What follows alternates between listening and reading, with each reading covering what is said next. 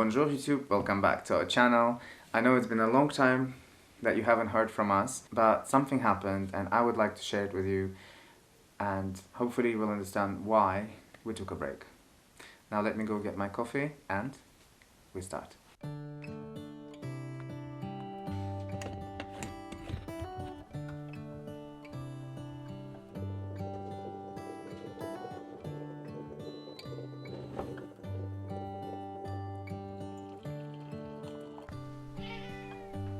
Baby, what are you doing? Huh? Huh? It's okay, you can stay.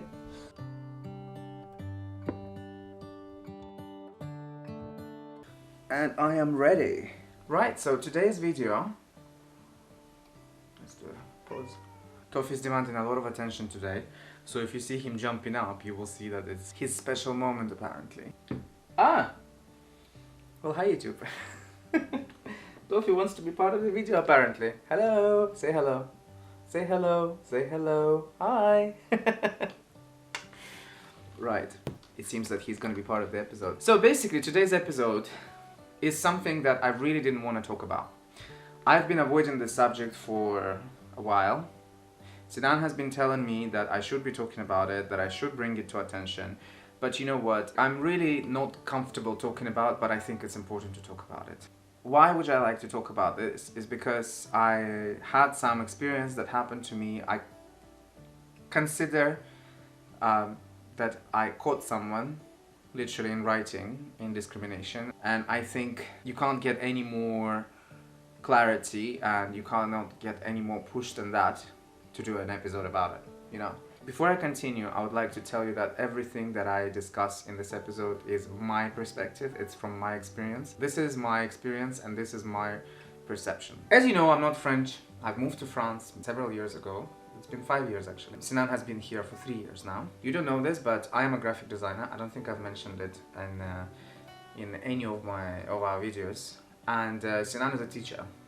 He's a teacher of English language. Since I moved to France, I have not been employed as a graphic designer ever. Freelancing is working, but contract-wise, I haven't managed to get anything. Let's not jump to conclusions. Go with me step by step. I have applied for a gazillion of jobs, like I would say at least 200 in the past year. You know, they were, I would say 65% of them were French speaking with the knowledge of English, and the rest were English speaking. And I don't know why my sweater looks so ugly. I am so sorry. It's just a complete disaster. But you know what? You know what? I hate this sweater. Let me change it.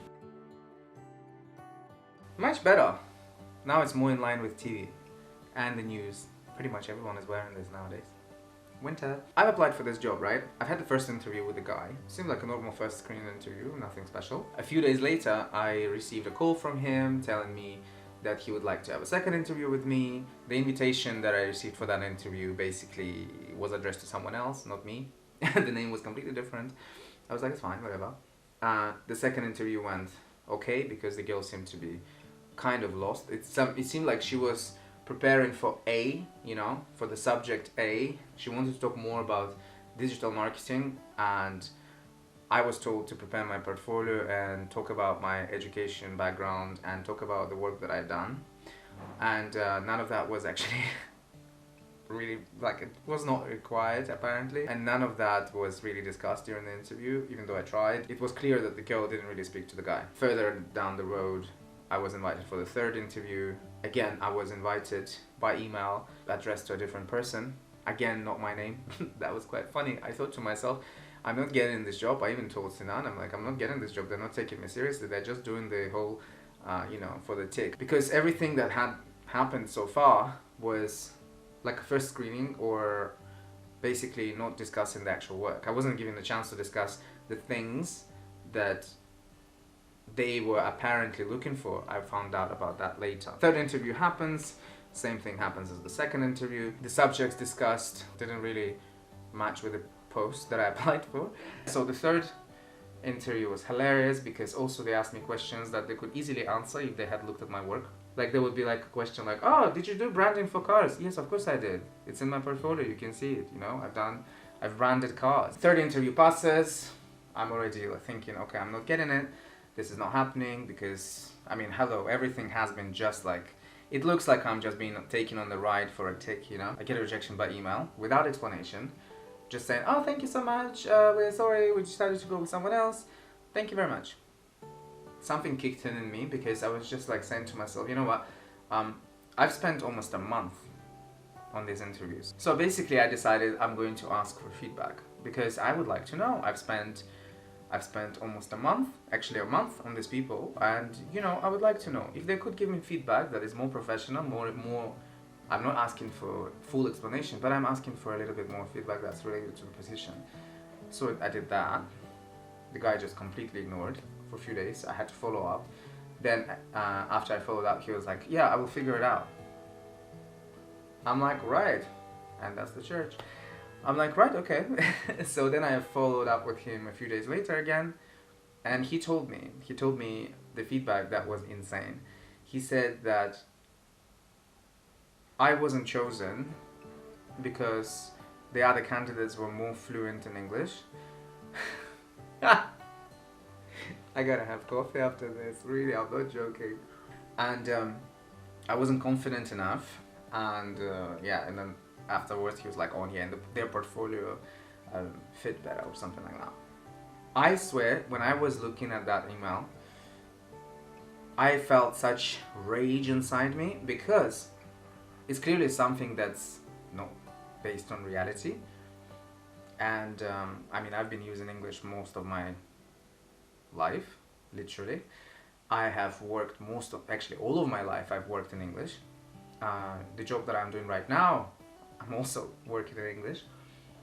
On top of that, about confidence, I don't know what they were expecting. I mean, I talk to a camera. Right now I'm talking to a camera. I know it's going to be published to you guys, but I'm talking to a camera, and this is a comfortable setting for me right now, but I can also do it outside and you can see it in front of everybody else. So I don't know how much more confident you want me to be. And plus, I didn't apply for a TV advertisement, or even though I did TV advertisement when I was 18.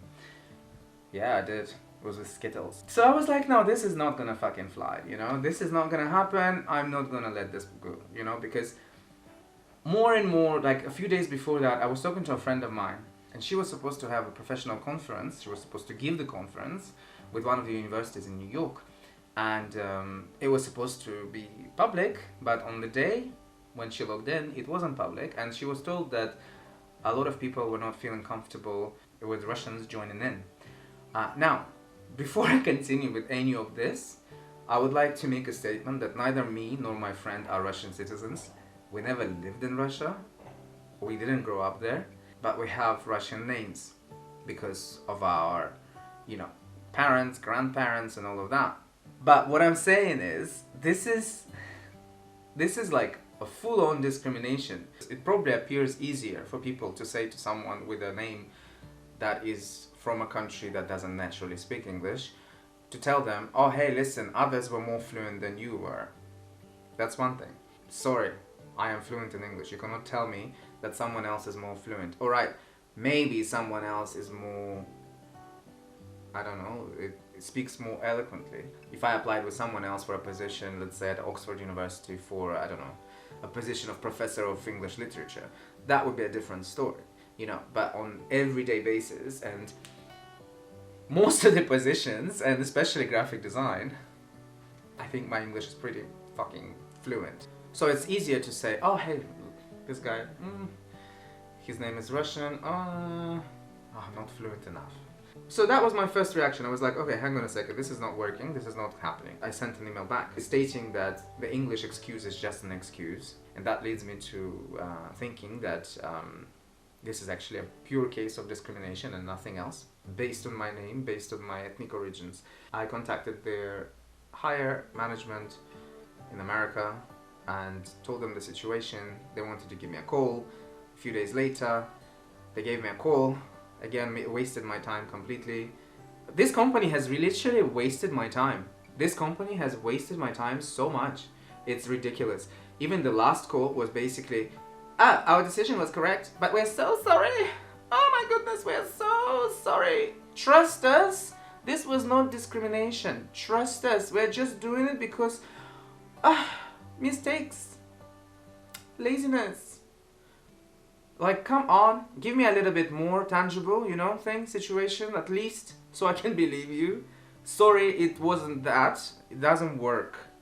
Okay? It doesn't work. If you're watching it right now, people from that company, you didn't change my mind. You haven't changed my mind. And it looks bad on you. That's all. It looks bad on you. And, you know, if it happened to me, and if it happens to someone else again, then, you know, another person could go and publish it on social media. I am not doing that. I am not calling you by name. I am not releasing any details like that. I don't need that headache. I had the courtesy to actually get to you above, you know, to the higher levels of management to talk to you about it. Instead of running on to, I don't know, Twitter and be like, oh, you bitches, la la la la. Doesn't work to me like that. You know, maybe it's a wrong thing. Maybe I should have gone social media and gone crazy, perhaps, and let Twitter decide. But, you know, you haven't changed my mind. You wasted my time. If I were in their situation, and if an applicant told me that the whole interview process has been derailed completely, it was from one thing to the other, and then on top of that, this applicant was told completely false information that led him to believe that it's discrimination purely because of his personal skills in terms of the language and confidence, then you know what, I would at least try to fix it somehow. I'm not asking to be hired. This is the thing. I haven't had a chance, proper chance. And frankly, I mean, it's so toxic right now, I don't even want any of this anymore. But that's what you would normally do in a position like that. Anywho, enough. Mind you, until this happened to me, I was still saying, no, I don't believe this is happening. Yeah, okay, maybe it's happening somewhere, but I don't believe it's happening like so often, you know. But all I've been getting this whole time is rejection after rejection after rejection. I worked for 10 years as a graphic designer. I've produced magazines, I've produced event designs, I've produced so many things, like all you could think of in print. I've produced it, digital ads, all of that stuff. Apparently, I'm not even able to score a basic graphic design job. I don't know what the hell is going on. I really don't know. It leads me to think that yes, there is discrimination. My name, probably. My age, because I'm not super young. My education, because it's not local. I have a UK degree. My experience, most of it is actually from abroad. So all of these things, I think they contribute to the factor that I'm literally on the back. For instance, you know, you could say, oh, the job is in French, so maybe because your French is not perfect. My French is not perfect at all. I'm not fluent in French completely. I'm not. I'm still learning, you know. My English is fluent though. Even if, let's say, my French wasn't great, how would they know? They never call. They never call. They never call. So the CDE jobs, they don't even bother calling. They don't call. And the interviews that I've had, majority of them told me that I have too much of experience and I am more of a entrepreneur, like working on my own. Somehow these people actually assume that I wouldn't be able to work in a team, even though I worked in a team for many years. But because I do a lot of freelancing, they think that, and I'm on YouTube as well. By the way, they use YouTube, this company used YouTube against me as well. They say that I'm more YouTuber than the designer, indirectly, which was amazing. Either I'm overqualified or I wouldn't, you know, I wouldn't work well with teams because I do a lot of freelancing, and you know, I should be running my own business, i.e. my age. I found this amazing study that happened in the UK. I will leave the link to the video below. Basically, they found out that when they removed the personal information from the CVs, the discrimination rates have dropped completely. But the moment you put the names where people can see or assume they're your origins, the discrimination levels just skyrocket. Why do I think discrimination happens in recruitment? Because I'm experiencing it on my own. I constantly evolve in terms of work. I have freelance projects. If I have freelance projects, how come I cannot work in the office? It doesn't make sense. And you know, another point of why now I believe that there is actually discrimination in recruitment is not only my personal experience, but the fact that, again, there are studies, and second, the French government, for instance, a few years ago had released an amazing, powerful campaign. I think the discrimination in recruitment is probably excessive, especially for the positions that are better paid. Shouldn't it be about merit of people, of what they are, rather than where they come from or their origins. You would think that in our time, day and time, you would think that this is in the past, but apparently it's not. It sucks. So yeah, so this is why it knocked me out for a while, because this time it hit me in the face, like really. I caught this company telling me things that are not reality. And when I caught them, they just came back to me saying, no, sorry, our fault, we were lazy, sorry, it wasn't that. Then give me why. And they basically said, oh yeah, you do less work in digital. How would you know if your interviewees didn't really know what they were talking about half of the time when they were talking to me? Most of the time, they didn't know what I did. I was basically led in different direction. The main reason of this video is not to be like, oh, I feel sorry for me. No, I'm not asking for any pity or any of that sort. It's to tell you guys that we need to stop accepting bullshit. If you catch someone, you speak up. If you see that something is completely wrong, you fucking tell them. You tell them. So if you have something tangible, and if you can catch them by you know what, then you know what, you catch them and you pull. That's it.